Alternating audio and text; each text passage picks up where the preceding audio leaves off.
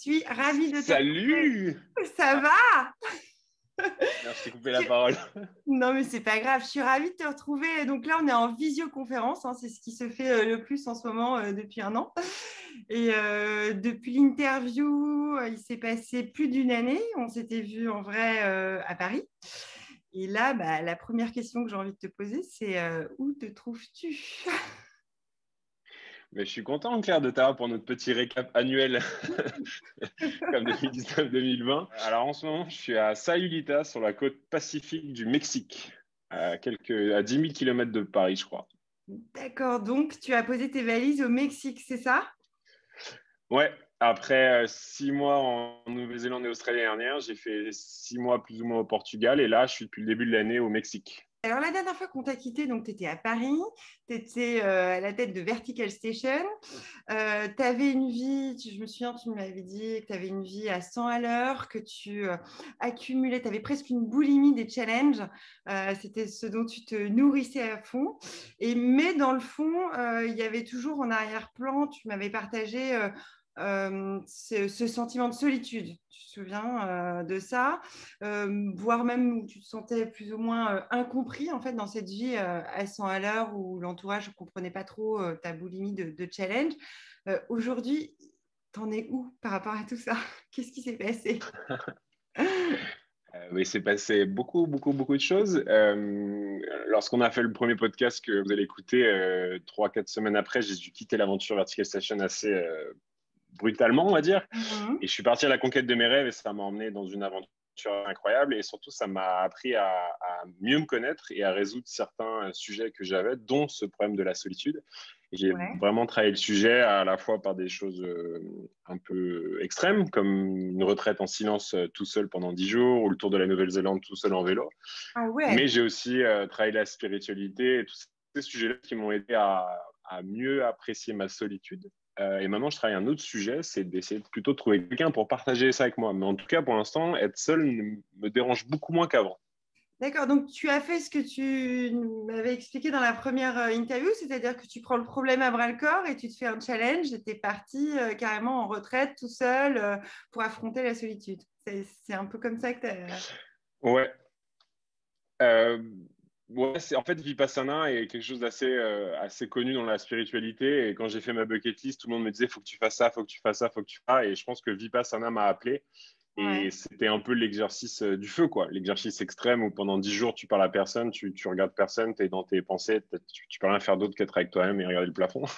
Et tu médites 10 heures par jour.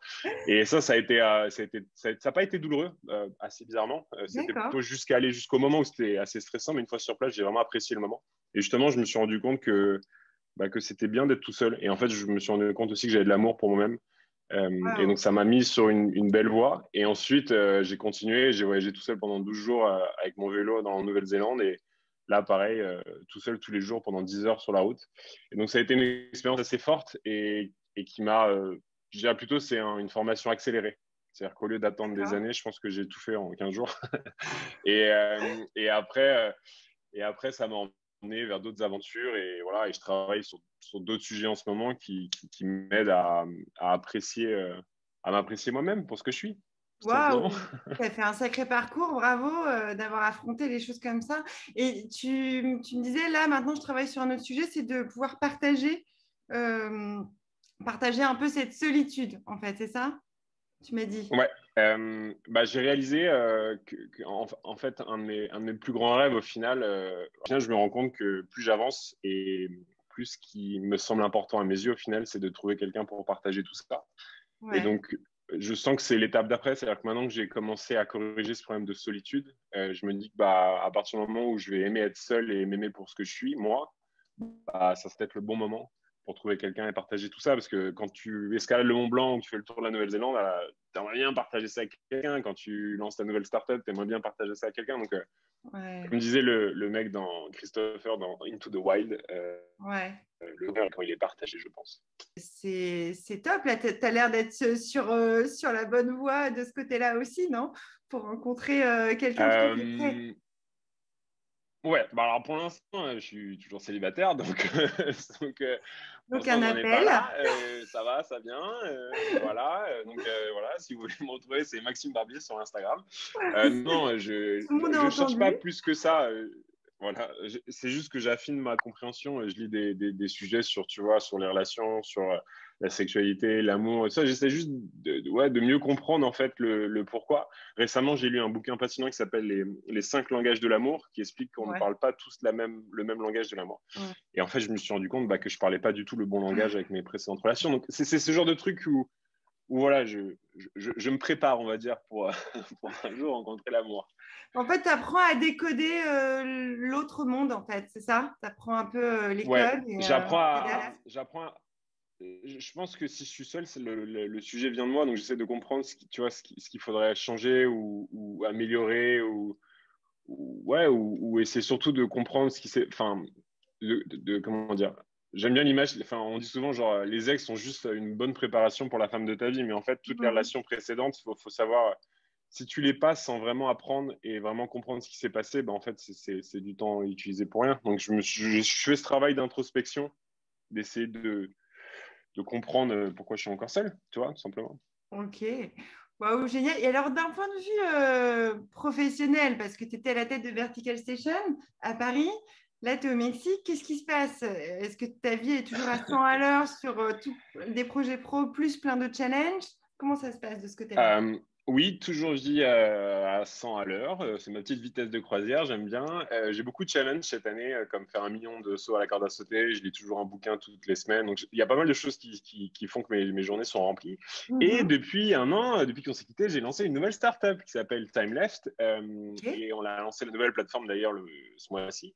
Et avec un associé, on a levé des fonds et ça commence à bien marcher. Donc, ça m'occupe aussi pas mal de temps. Donc, je suis redevenu entrepreneur. Enfin, en même temps, j'ai toujours été, mais j'ai Oui. maintenant encore un nouveau projet pro dont je m'occupe.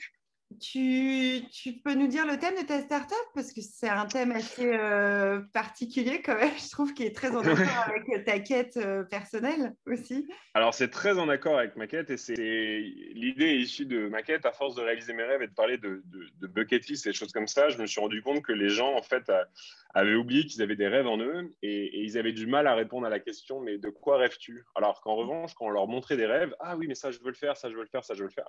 Donc, on a commencé comme une plateforme d'échange de rêves. Donc, tu pouvais créer ta bucket list et voir ceux des autres. Et on est devenu maintenant plus une plateforme où on met en relation ceux qui ont des rêves et ceux qui les ont déjà réalisés. D'accord. Parce qu'on estime que c'est une étape importante pour réaliser ses rêves. Et moi, en ayant réalisé plus de 350 rêves, je m'en suis rendu compte. De parler à quelqu'un qui l'a déjà fait, ça te montre que c'est possible, mais surtout, ça te permet d'échanger sur les différentes étapes à mettre en place pour pouvoir y arriver. Donc, on a plus de 3000 rêves, on a des milliers d'utilisateurs, et en fait, les gens échangent pour réaliser leurs rêves. Donc, c'est cool. C'est une belle promesse, c'est un chouette thème et c'est toujours sur la lignée de la bienveillance, du positivisme, l'optimisme, de se faire du bien à soi-même. C'est un peu tous les sujets sur lesquels tu surfes beaucoup, quoi. Ouais, c'est Qui un projet résonne chez toi. qui a beaucoup de sens et qui résonne pour moi. Enfin, Ouais. je le vis, c'est-à-dire que je vis ça au quotidien et je vois l'énergie que ça donne. En fait, quand tu réalises tes rêves, je trouve que c'est une des rares choses quand elle est partagée, se multiplie et ne se divise pas. Et ça donne de l'énergie, ça te donne de l'énergie et ça transpire de l'énergie aux gens qui sont autour de toi. Donc, on pense avec Timelab que si plus de gens avaient la possibilité de réaliser leurs rêves, bah, le monde serait un peu mieux. Ouais. Tu envisages de reprendre une vie, revenir sur Paris, revenir en France? Est-ce que ça te paraît loin ce moment-là? Est-ce que là, tu es en train de vivre une parenthèse ou tu es en train d'en créer des choses? Comment tu perçois le lieu où tu es? C'est une bonne question. Je pense que le fait d'avoir été un peu sorti de ma boîte au début, c'était la pire chose qui a pu m'arriver, mais au final, c'est la meilleure chose qui me soit arrivée. Ça a complètement fait un virage de 180 degrés dans ma vie. Ça m'a fait voyager, ça m'a fait aussi réaliser que chaque endroit a une énergie, pareil à une énergie quand même très négative, très pesante, et je m'en rends compte à chaque fois que je reviens. Donc non, je pense pas que ma vie sera à Paris. Et je l'assimile à vraiment ça, c'est-à-dire que là, je suis à Sayulita, il y a une telle énergie positive dans cet endroit que, waouh, Ah, pour l'instant, c'est pas génial. prévu que je rentre. Ok, super. Mais alors, donc la dernière fois, j'avais terminé l'interview en te posant une question. Je t'avais demandé, est-ce que tu te sens heureux? Et je ne sais pas si tu te souviens ce que tu m'avais répondu. Tu m'avais dit non, mais je suis en quête d'être heureux. Si je te repose cette question plus d'1 an après, est-ce que tu te sens heureux aujourd'hui, Max? On a fait un grand pas. Il y a vraiment énormément de moments où je me sens heureux et c'est beaucoup plus. Enfin, il y a plus de moments où je me sens heureux que où je me sens pas heureux, alors qu'avant c'était plutôt l'inverse. Donc là, non, j'ai fait un grand pas et encore hier, j'étais sur ma moto, je baladais au soleil, j'avais la banane, je fais des super rencontres. Ouais, je suis dans la meilleure forme physique que j'ai jamais été. Non, ouais, je suis heureux en ce moment, je suis bien. La vie est belle. Waouh, génial. Bon, bah, qu'est-ce qu'on peut souhaiter? On te souhaite de pouvoir rencontrer quelqu'un pour partager ces moments de solitude. Hein, c'est ça? Donc, on fait un appel. Euh, ouais, la plupart des rêves sur ma bucket list, je vois comment je vais les réaliser. Celui-là, pour l'instant, c'est pas un rêve que je mettrais sur ma liste parce que c'est pas un truc sur lequel j'ai plus envie de, tu vois, de forcer le destin plus qu'autre Bien chose. sûr. Donc oui, mon rêve, c'est de rencontrer quelqu'un forcément, et ensuite c'est que Timeless marche. Donc n'hésitez pas à aller faire un tour, mais plus il y aura de gens qui sont sur cette plateforme, plus on aidera les gens à réaliser leurs rêves, et c'est quelque chose que j'aimerais en tout cas dans les 10, 15, 20 prochaines années avoir aidé enfin avoir apporté au monde qui m'entoure. Ok, bah super. Merci Max d'avoir accepté de donner tes nouvelles. Je pense que ça va donner. Rendez-vous en 2022. Ouais, rendez-vous en 2022.